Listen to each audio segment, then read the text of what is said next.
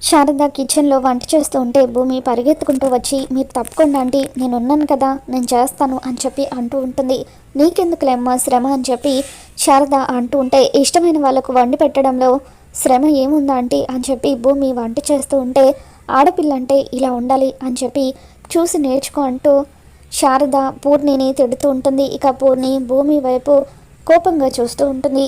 భూమి వంట చేసిన తర్వాత గగన్ కోసమని క్యారేజ్ తీసుకొని సైడ్ దగ్గరికి వెళ్తుంది.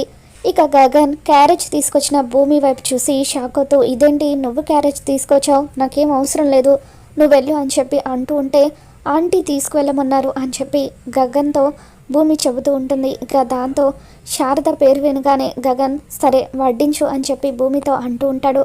ముందు చేతులు కడుక్కోండి అని భూమి అక్కడున్న వార్నిష్ బాటిల్ని తీసుకుని గగన్ చేతుల మీద పోసేస్తుంది. అయ్యో ఇది వాటర్ కాదు, వార్నిష్, ఇప్పుడు నేను ఈ చేతులతో అన్నం ఎలా తినాలి, సరే అందులో స్పూన్ ఉంటుంది చూడు, స్పూన్తో తింటాను అని గగన్ అంటూ ఉంటాడు. నేను స్పూన్ తీసుకురావడం మర్చిపోయాను అని భూమి అంటూ ఉంటుంది. మరి ఇప్పుడు నేను భోజనం ఎలా చేస్తాను అని గగన్ అంటూ ఉంటే, నేను తినిపిస్తాను అని చెప్పి భూమి గగన్కి అలా ప్రేమగా అన్నం తినిపిస్తూ ఉంటుంది. గగన్కి అలా ప్రేమగా తినిపిస్తూ తన పెదవులకు అంటుకున్న అన్నాన్ని తుడుస్తూ భూమి ఎంతగానో మురిసిపోతూ ఉంటుంది. మరి ఈ వీడియో మీకు నచ్చినట్లయితే తప్పకుండా లైక్ చేయండి.